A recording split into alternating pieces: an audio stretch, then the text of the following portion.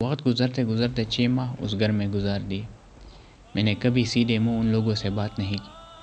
خالو براق براق کہہ کر پکارتے تھے، مجھے بلاتے، لیکن میں کبھی اس کے پاس نہیں گیا۔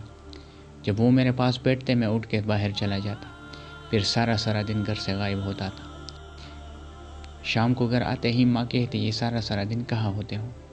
میں کچھ نہیں کہتا تو وہ مجھے نصیحت کرنے لگتی کہ ایسا آوارہ نہ پھرو، وقت پر گھر آیا کرو۔ میں نے کہا، ماں میں آوارہ توڑا ہوں، میں بہت بڑا آدمی بنوں گا، تمہارے لیے ایک عالیشان گھر بناؤں گا، پھر میں اور تم اس میں آرام سے رہیں گے، تمہیں کسی پر بوجھ نہیں بننے دوں گا۔ اگلے ہی دن میں گھر آیا تو میری ماں نہیں تھی، بریال گھر میں تھا۔ اس نے کہا کہ زرغونہ خالہ کو دل کا دورہ پڑنے پر سب اسپتال گئے ہیں۔ سنتے ہی میں اسپتال کے جانب دوڑنے لگا، اور جب پہنچ گیا تو خالہ رو رہی تھی۔ میں نے جا کے کہا، کیا ہوا ہے؟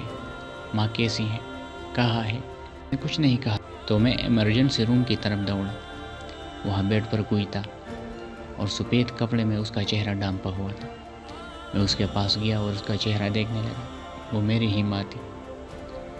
مجھ پر ایک اور قیامت ٹوٹ پڑی، میں بلک بلک کر رونے لگا، چیخ رہا تھا ماں سے کہتے ہوئے، میرا اس دنیا میں اور تھا ہی کون جو تم بھی مجھے چھوڑ کر چلی گئی۔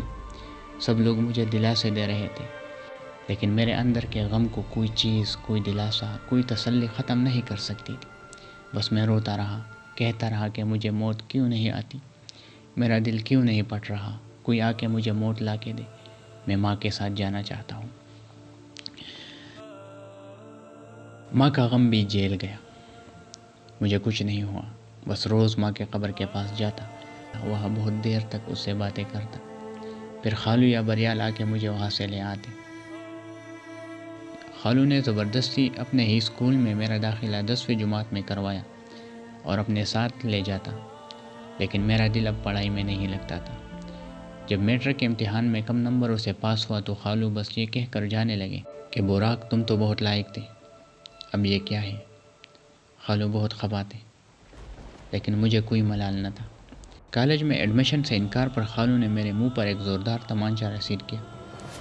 زندگی میں پہلی اور آخری بار خالو سے مار کھائی تھی۔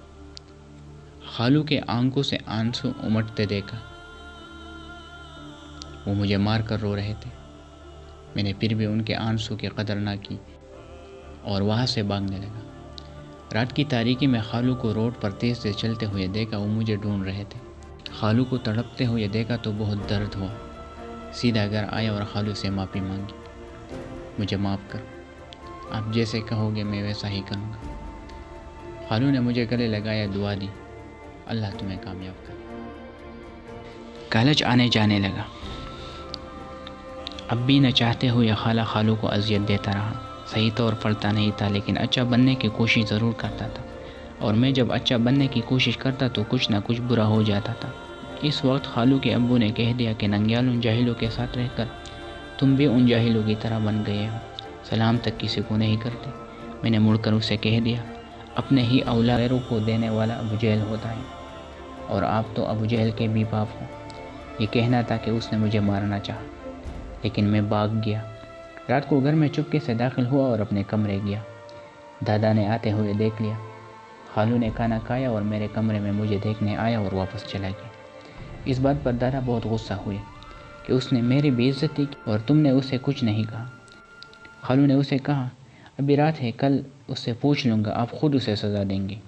لیکن دادا نے کہا کہ میری بے عزتی کرنے والے جاہل لوگ میرے گھر میں نہیں رہ سکتے، اور تم نے اسے کچھ نہیں کہا، تم بھی اپنے بوری بستر اٹھا کے میرے گھر سے نکل جاؤ۔ خالو نے بہت کہہ دیا، کل صبح ہی ہم نکل جائیں گے، لیکن دادا نے نہیں مانا، اور میرے ساتھ خالہ، خالو، بریال، گلویش اور سب سے چھوٹی گلرنگ کو بھی گھر سے بے گھر کر دیا۔